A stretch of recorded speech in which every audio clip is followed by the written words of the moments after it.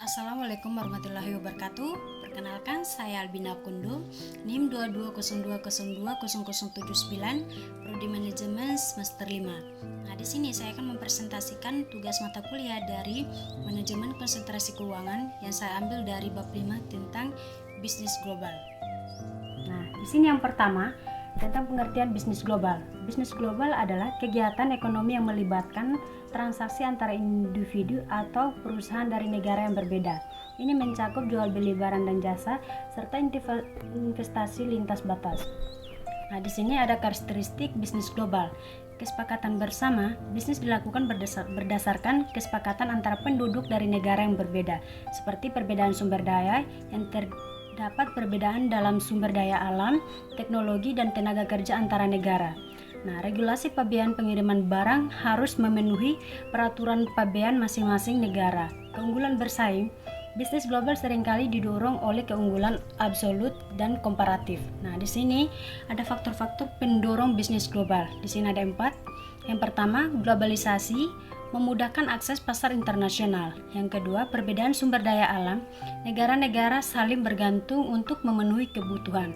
Yang ketiga, perbedaan biaya produksi. Negara cenderung mengimpor barang yang lebih murah untuk efisiensi biaya. Yang keempat, permintaan pasar. Kebutuhan konsumen yang beragam mendorong perdagangan internasional. Nah, di sini ada hambatan dalam bisnis global. Tarif dan kuota kebijakan pemerintah yang membatasi perdagangannya, seperti perbedaan budaya dan bahasa, memengaruhi cara bisnis dijalankan di berbagai negara. Seperti di sini ada strategi memasuki pasar global. Strategi memasuki pasar global, perusahaan dapat menggunakan strategi seperti aliansi strategi atau joint ventures atau AUKUS untuk memperluas jangkauan mereka di pasar internasional. Nah, yang pertama, di sini ada definisi bisnis internasional. Definisi bisnis internasional adalah kegiatan ekonomi yang melibatkan pertukaran barang, jasa, dan modal antara perusahaan dari 2 atau lebih negara. Definisi lain menyebutkan bahwa bisnis internasional adalah bisnis yang kegiatan-kegiatannya melewati batas-batas negara, tidak hanya mencakup perdagangan internasional dan pemanufakturan di luar negeri, tetapi juga industri yang jasa yang berkembang di berbagai bidang seperti transportasi, pariwisata, perbankan, periklanan, konstruksi, perdagangan besar dan eceran serta komunikasi massa. Nah, di sini ada dalam konteks ekonomi global, beberapa tujuan bisnis internasional adalah di sini ada 3.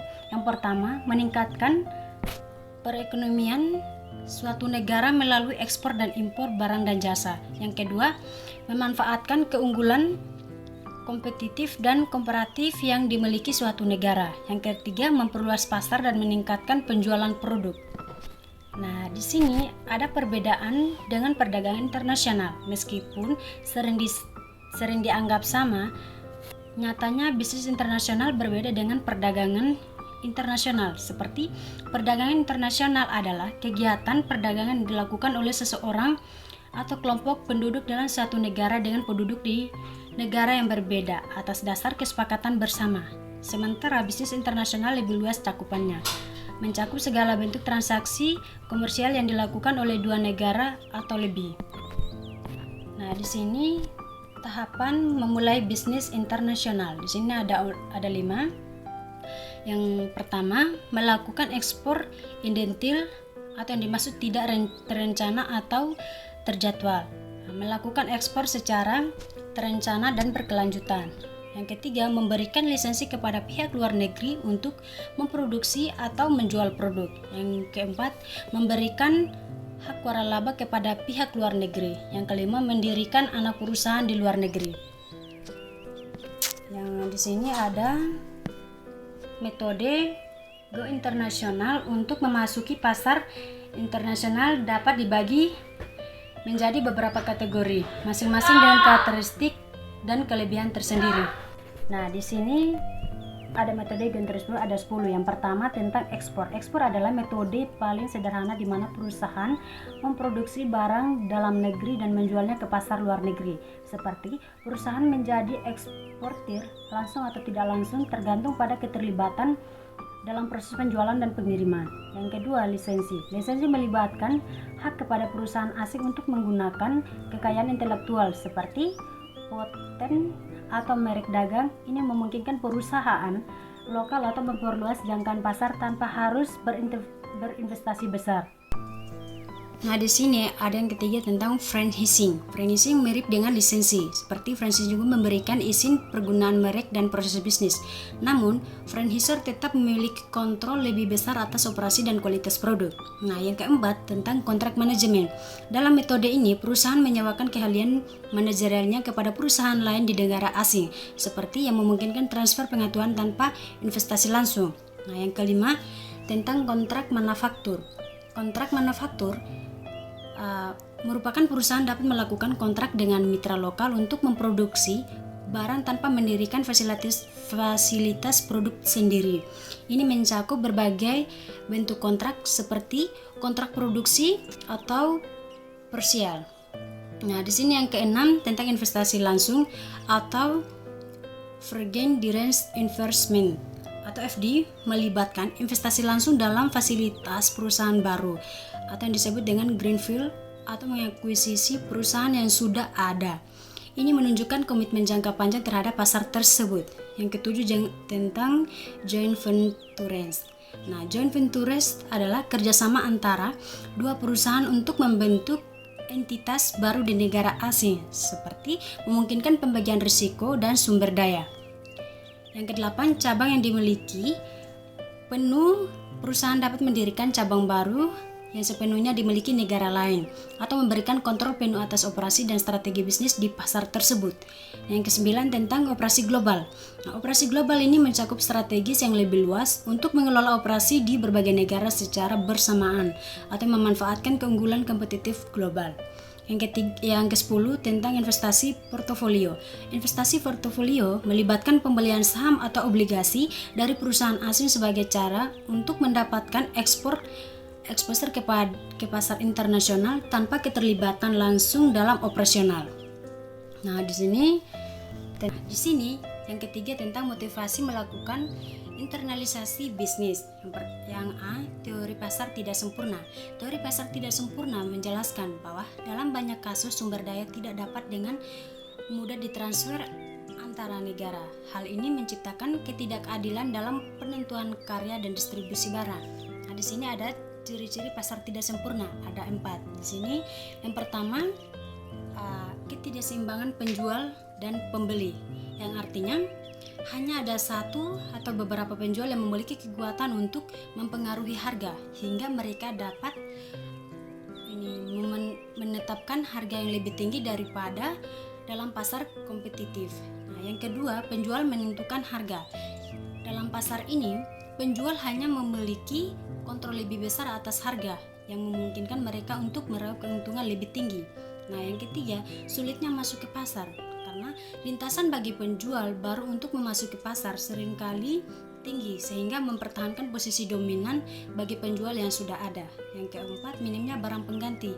Ya, produk yang ditawarkan seringkali tidak memiliki substitusi dekat, membuat konsumen terpaksa membeli dari penjual tersebut meskipun harganya lebih tinggi. Nah, di sini ada implikasi untuk internasional. Nah, perusahaan dapat memanfaatkan ketidakpastian dan ketidaksempurnaan pasar di negara lain untuk mendapatkan keuntungan kompetitif, misalnya dengan memasuki pasar di mana mereka dapat mengontrol harga atau di mana ada sedikit bersaing. Perusahaan dapat meningkatkan pangsa pasarnya dan memaksimalkan keuntungan. Nah, di sini tentang B, teori keunggulan komparatif. Teori keunggulan komparatif yang ditemukan oleh David Ricardo menjelaskan bagaimana negara dapat memanfaatkan perbedaan dalam biaya peluang untuk melakukan perdagangan internasional yang saling menguntungkan. Meskipun satu negara mungkin tidak memiliki keunggulan absolut dalam memproduksi barang tertentu. Ia masih dapat memiliki keunggulan komparatif jika dapat memproduksi barang tersebut dengan biaya peluang yang lebih rendah dibandingkan negara lain. Nah, di sini ada prinsip dasar. Teori ini berfokus kepada perusahaan yang bisa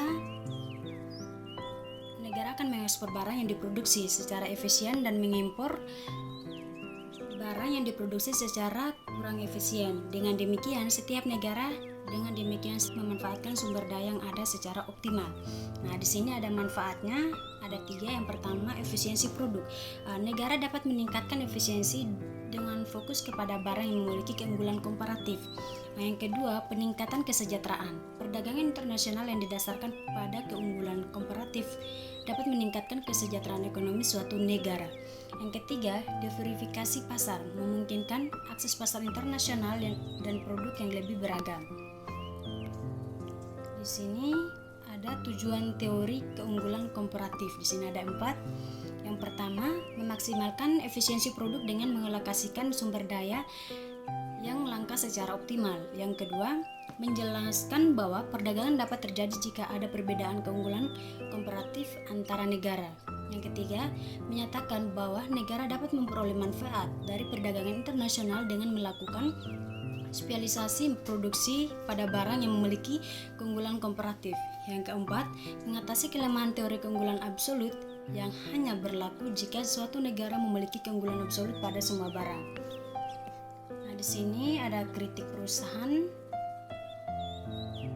dapat ketidakpastian dan ketidaksempurnaan pasar di negara lain untuk mendapatkan keuntungan kompetitif. Misalnya, dengan memasuki pasar di mana mereka dapat mengontrol harga atau di mana ada sedikit pesaing, perusahaan dapat meningkatkan pangsa pasarnya dan memaksimalkan keuntungan. Nah, di sini apa saja pengaruh teori keunggulan komparatif? Di sini teori komparatif memiliki beberapa pengaruh signifikan konteks perdagangan internasional dan ekonomi negara. Di sini ada 4. Yang pertama, tentang spesialisasi produksi. Yang kedua, perdagangan internasional. Yang ketiga, peningkatan kesejahteraan ekonomi. Dan yang keempat, dinamika ekonomi global. Nah, di sini C tentang teori siklus produk. Nah, siklus hidup produk, product life cycle adalah konsep yang menggambarkan perjalanan suatu produk dari peluncuran hingga penarikan dari pasar. Di sini ada manfaat dan tujuannya. Yang pertama itu memahami dinamika pasar dan perilaku konsumen, membantu dalam perencanaan strategi pemasaran pengembangan produk. Nah, di sini ada mengidentifikasi kapan perlu melakukan inovasi, diversifikasi produk. Nah, tujuannya memaksimalkan keuntungan selama setiap tahap siklus, mengelola sumber daya secara efisien untuk memperpanjang umur produk pasar. Nah, di sini faktor yang memengaruhi siklus produk. Yang pertama, inovasi teknologi, perubahan selera konsumen, persaingan di pasar, strategi pasar pemasaran yang diterapkan. Nah, di sini ada jenis-jenis siklus hidup produk. Siklus hidup produk atau product life cycle adalah konsep yang menggambarkan perjalanan hingga suatu produk dari peluncuran menurunnya penjualan. Terdapat 4 tahapan utama dalam siklus hidup produk. Pertama, tahap pengenalan atau introduction. Nah, tahap baru diperkenalkan ke pasar. Penjualnya biasa lambat dalam biaya pemasaran tinggi untuk membangun kesadaran merek. Yang kedua, tahap pertumbuhan atau growth. Penjualan mulai meningkat secara signifikan karena konsumen mulai mengenal produk. Pada tahap ini, perusahaan mungkin perlu memperluas produksi untuk memenuhi permintaan yang meningkat. Yang ketiga, tahap kedewasaan atau maturity. Nah, penjualan mencapai puncaknya dan mulai stabil karena persaingan semakin ketat sehingga perusahaan perlu melakukan inovasi atau promosi untuk mempertahankan pangsa pasar. Yang keempat, tahap penurunan atau decline. Penjualan mulai menurun seringkali karena pasar jenuh atau munculnya produk pengganti. Perusahaan harus memutuskan apakah akan terus menginvestasikan sumber daya pada produk tersebut atau menariknya dari pasar. Sekian presentasi dari saya, mohon maaf jika ada salah kata. Saya akhiri presentasi ini. Wassalamualaikum warahmatullahi wabarakatuh.